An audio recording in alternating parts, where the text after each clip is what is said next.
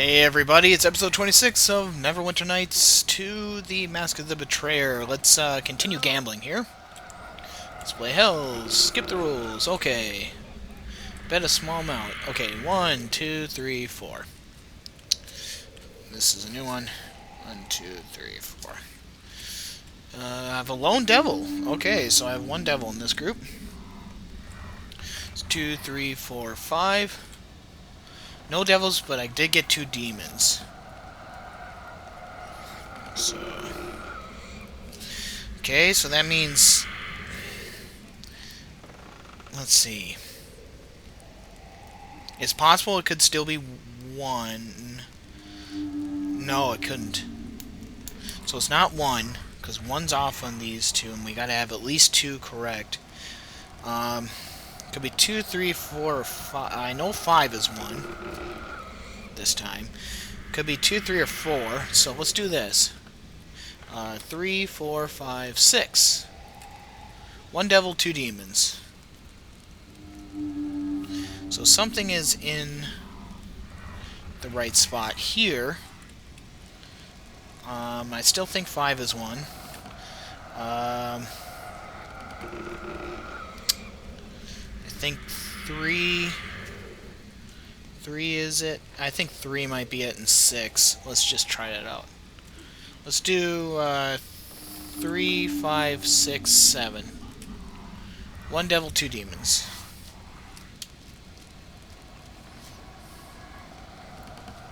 Okay, let's do 3, 5, 6, 8. 1 devil, 2 demons.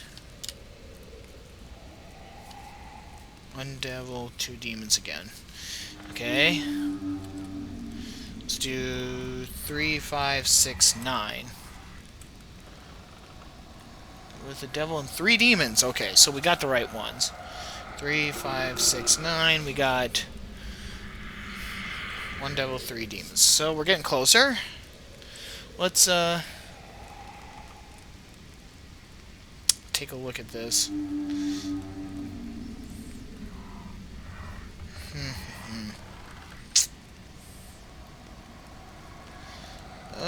Let's see.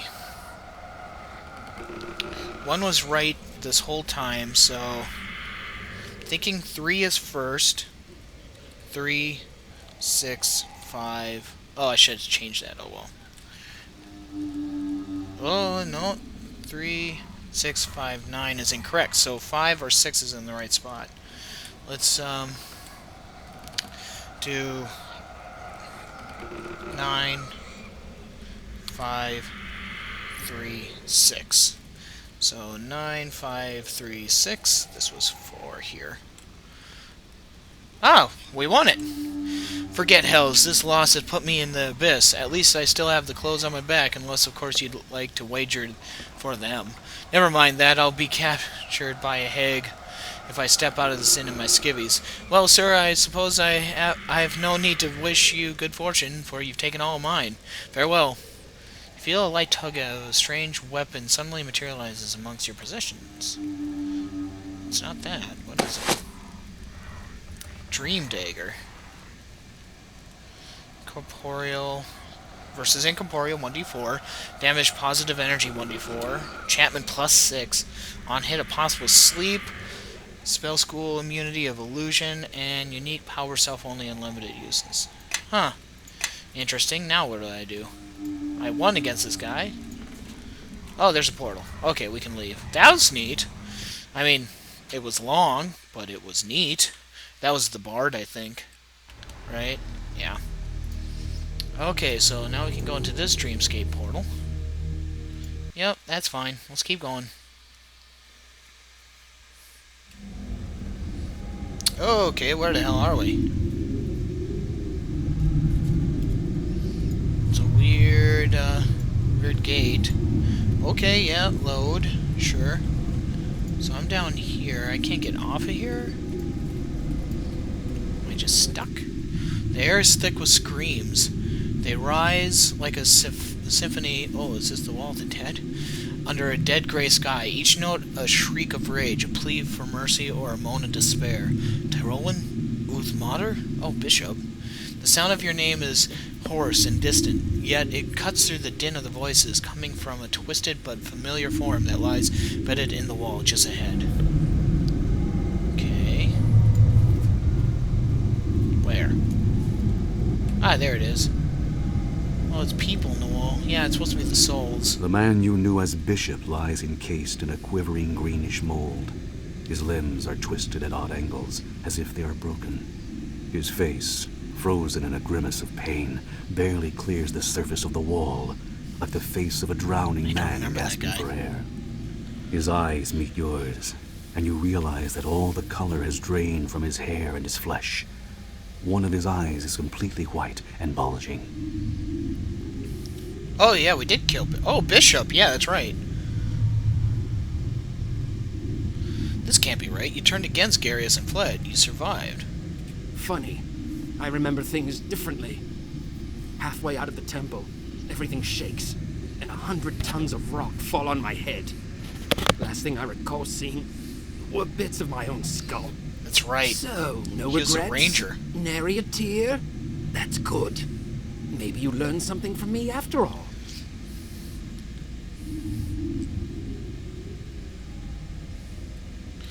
Is this the Wall of the Faithless? Was it the screaming souls that gave it away? Or the putrid, stinking mold?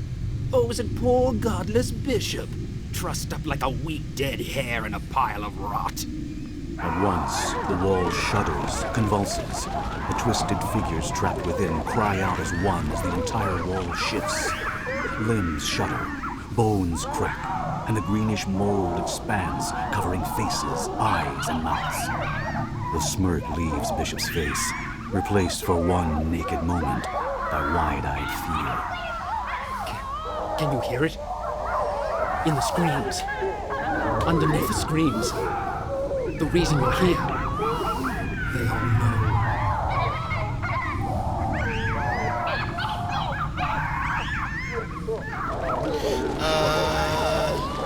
I didn't come here for any reason. This is a dream. No. Listen to the shrieks and the moans. It's not in the sounds themselves. It's in the pattern. Lurking in the echoes, hidden behind their words. They're infected with hope, waiting for the crusade to return. I hear something. This place is familiar somehow. Bishop's one good eye loses focus. It seems to look through you, beyond you. The screams and cries of the other souls become quieter, as if they are suddenly listening to his words.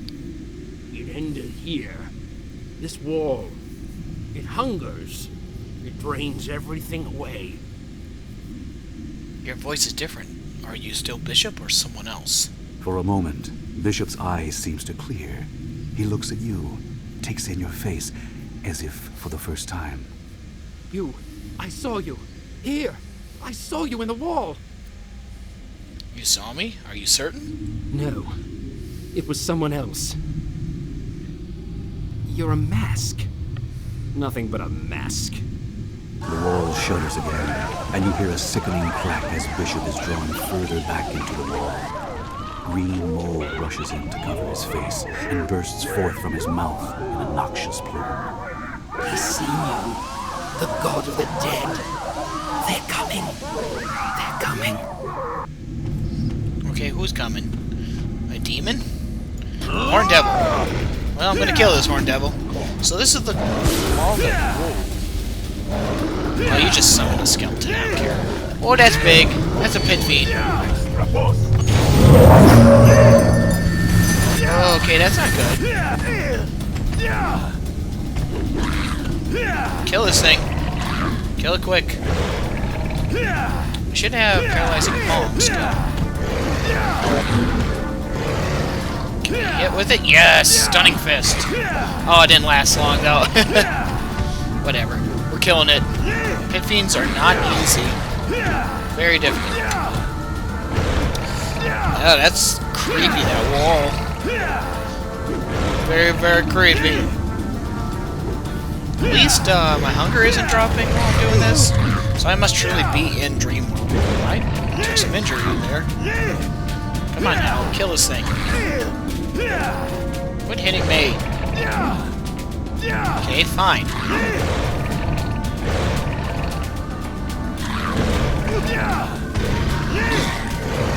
on, hit him. Beat him up. Beat him up, son. Keep beating him up. Man, this thing is tough. But I could not imagine you being a wizard and doing this, you know? We're gonna heal ourselves. Let's have at it. Keep killing him. He's near dead. Oh, I can also do wholeness of body, I guess. Oh, I killed him with just circle hits. Kicky, kicky. You send whatever you want at me, Keldor. Okay, that was fun. Let's go talk to Bishop again, I guess.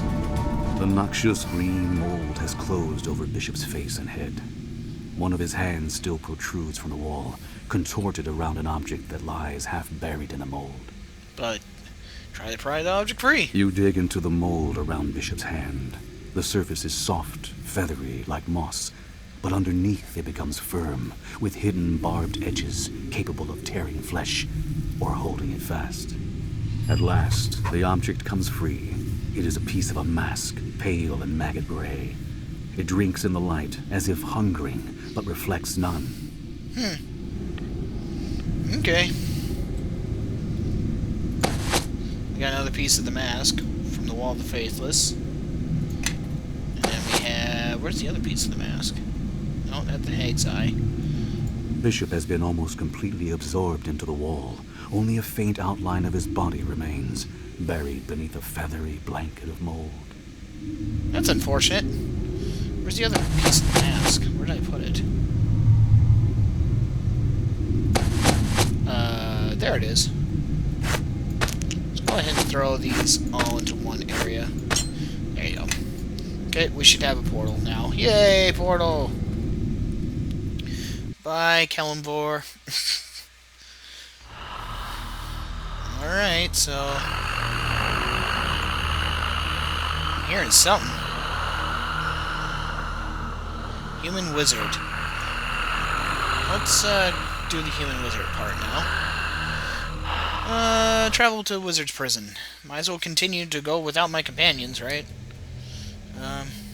Okay, there's some people in here. Ferris, Windhelm, Razor, Arcane Circle. There's got to be something I'm overlooking. Something Oh, you there. You have to help me. Of course, what can I do for you? This thing, this vile creature claims the rights to my soul. Why would it claim that? Oh, wait. You mean the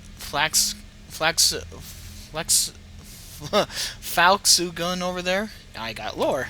Why, yes, so you have some experience with the infernal beings, then. Not really, I've just picked up some information here and there. You could say that. I once knew a warlock who collected them, actually. Collected them? Why would anyone ever do such a thing? You wouldn't believe me if I told you. Or it was his hobby. That's quite a hobby to have. He must have been extraordinarily powerful. Unfortunately, as far as I know, he's dead. Too bad. Such expertise would come in handy right about now. The matter at hand concerns the contract I signed with that... What did you call it again? A Falksugun? Wait, you signed a contract with the devil? No, that is... I did sign a small agreement, so yes, I suppose. Yes. What were the terms of the agreement? Not my soul, that's for sure. We simply agreed on a number of favors he would grant me if I did certain things for him. Do you have a copy of this agreement? Yes, but I need to keep looking through it. I'm sure he has another copy on his person just to taunt me in case I lose mine. I'll ask to see his copy then. Oh, I'm gonna go talk to this guy. Greetings, my friend. I hope our good friend Ferris here hasn't concerned you over much with talk of our business relationship. Says you have a claim on his soul. Is there any truth to that? Why, yes, but that is only because I do have a claim to his soul. It's explicitly stated in the contract. Do you have a copy of this contract? Of course. Here you may pursue it peruse it at your own leisure. If you have any questions about it, feel free to ask. I'll do that. Okay. Well, now I got his copy. See what I mean? It doesn't say anything about my soul, does it? Let me check and find out. Okay, let me look at this thing.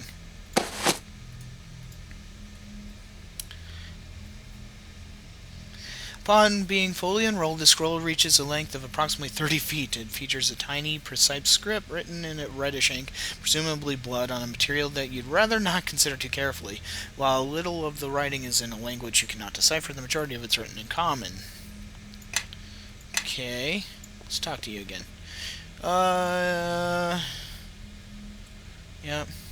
Farewell, let's talk to you. Actually it does. I'm sorry to be the one to tell you. Let me check. Then get cracking. Every moment we waste brings me. You're right. I'll redouble my efforts. Okay. This thing has an ability on it. I can put it on my soul. I'm activating it. After unfurling the scroll, you realize that it would take far too long to read it in its entirety. Perhaps it would be better to find a relevant section. Find the part about what favors Farah's bargained for. The section regarding what favors were granted is located a few pages into the document. A short passage prefaces the section, followed by a bit of text much smaller than the rest, after which the favors themselves are explained. Read the smaller text. Each favor shall be granted but once and have a duration of 1 year, renewable each time the signee fulfills the obligation of a new favor. Should a favor's duration run out without being renewed, it can be granted again for another year, starting from the date the signee fulfills the obligations for another item on the list. I'll read the part where they are explained. 5 listed total, and each specifies the conditions required to be granted. They seem to have an order of sorts, with later favors requiring more from the signee. Okay, what's the first one say? For the favor of one powerful magical item, unspecified, the signee must inflict pain on a helpless being. The favor of increased skill in one area of endeavor, the signee must perform a mischievous act upon a hated foe. Okay, next. For the favor of a wish of limited proportions, the signee must cast a spell of evil nature. For the favor of increased mental ability, the signee must cause grievous harm to another being. Finally, for the favor of supreme magical power, the signee must cause direct or indirect the death of another. Okay, we're going to go to a different part. Start beginning. The long piece of text starts the document by declaring the omnipotence of someone named Asmodeus and declaring the inevitable victory of the devils over their long-hated foes, the demons. Further on, you find a passage that pertains to the matters at hand. I, Ferris Windhelm, do enter into a binding agreement with the devil Enzibur for an unspecified length of time. The terms of the agreement exist in accord with the tenets laid out by the Pact Primeval, which states that the text continues for many pages, citing a document of some considerable importance to the devils. Skip to the end.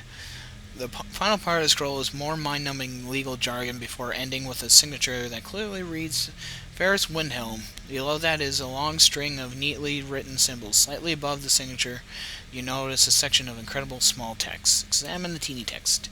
The text is written so small that you can barely make it out. If you haven't been carefully examining the document, it's likely you would have missed it altogether. It reads, furthermore, the signee agrees that should all services be rendered unto the provider, and all favors for such services granted in response, that the signee's immortal soul becomes the sole property of the provider for all eternity.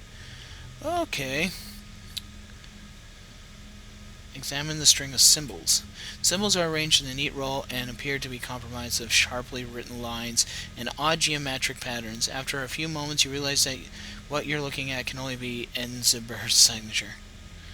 Okay. Stop examining. Let's talk to him. Well, he's wrong, right? It doesn't say anything about giving it my soul. I made sure that none of the things I had to do for him involve my soul in any way. Actually, I'm afraid it does say something about your soul. It does where? Right here at the bottom. It says, if you complete the terms of the contract, your soul becomes property. Oh gods, I didn't even see that. I just checked the conditions and signed the stupid paper. You mean you didn't even read the whole thing? Of course not. Did you see how long the thing is? Did you read the whole thing just now? No, I suppose I didn't. Well, I, for one, don't blame you. You're probably wondering how I got into this mess, aren't you? Yes, how did it happen? It all began several years ago. I was one of 2 apprentices under the tutelage of Master Wizard Galban of Tauflam. At first my studies went well, but then the other apprentice, Ithias, began to pull ahead of me. Go on. The master began to get upset that he had to teach us different rates, and he started assigning me menial tasks so that he could spend more time with Ithias. It became so unbearable that I went to look for a new teacher. What happened then? One prospective teacher who lived nearby was a summoner, but I arrived early to our meeting and he hadn't returned home yet. Instead, I found that thing in a circle in the center of the room waiting for me. Did he ever arrive? I don't know. While I was waiting, I began talking to Enzabur over there, who was sympathetic to my plight, promised to help me with my problems. I'm sure he did. Is that when you signed the contract? No, I returned home, but Enzabur began to visit me whenever Galban and Ithias went out, and we eventually came to an arrangement. I see. And then? Things went well enough at first. I fulfilled a couple of the conditions in the contract and was rewarded as promised. My studies began to pick up and my situation got better. Let me guess, then it all went terribly wrong.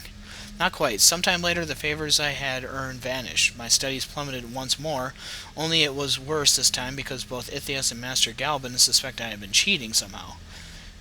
Number 2. There was a stipulation in the contract that stated favors would only last a year, you know. There was? Hells, I must have missed that part, too. If only I'd never signed the stupid thing.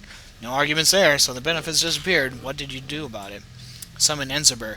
Fortunately, Ithias burst into my room and caught me talking to him. He immediately began threatening to tell the master. What did you do? Without thinking, I cast a spell at him. He wasn't quite so quick to run to the master after being doused with acid. Fortunately, I had an area silent spell memorized as well. You wouldn't believe how much he screamed. Ouch. What happened then? I fled. I grabbed a few of my things and just started running. I didn't know where I was going, but I knew I had to get away before the master discovered that I had done. It didn't take long for him to find me, though. And you killed him, right? And then what?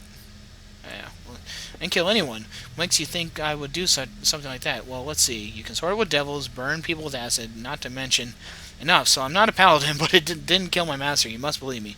Just tell me what happened. Oh, I'm out of time.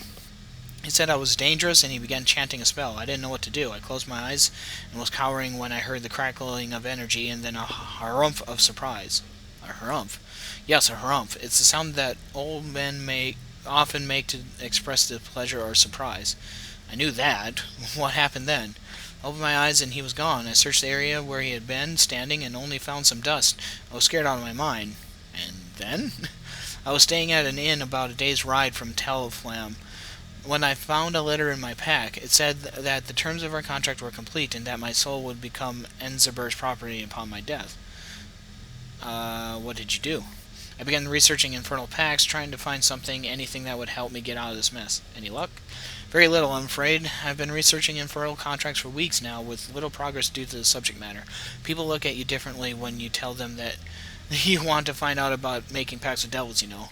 If you discover anything useful at all. Only a little bit about Baitsu lore from anyone of real authority. I have found some interesting things in stories written about infernal contracts, however. Tell me what you've learned about Baitsu lore. Well, the few accounts I've read by summoners crazy enough to have frequent dealings with Baitsu say they're sticklers for details and always try to do things within the rules they set for themselves. Wouldn't that be a little limiting? That's exactly what the book said the demon viewpoint regarding Baitsu is. What about the stories? Any leads there? Actually, there were two general themes to the stories I found. In the first type, adventurous mortals managed to escape from their contracts by using their wits. And the second? The second type involved adventurous mortals trying to escape from their contracts using their wits, only they were outsmarted by the devils and had their souls taken. Okay, let's stick to the first type. What did you learn? In the stories, the mortals always escaped the contract by either finding some type of error in the contract or proving the devil broke the rules somehow. The rules? In the stories were always a little hazy on the details of the rules the devils followed. I think most of the ones used in the stories were made up, as the authors didn't really know anything about the topic themselves. So we don't know what rules Enzabur might have broken. Sadly, no. You might be able to learn a little more about it from him, though. It might be worth a shot. Let me go talk to him. Okay, so folks, we're out of time for this one. This has been episode 26, and this is Tyrolan signing off. Thanks for watching. We'll see you in the next one. Bye-bye.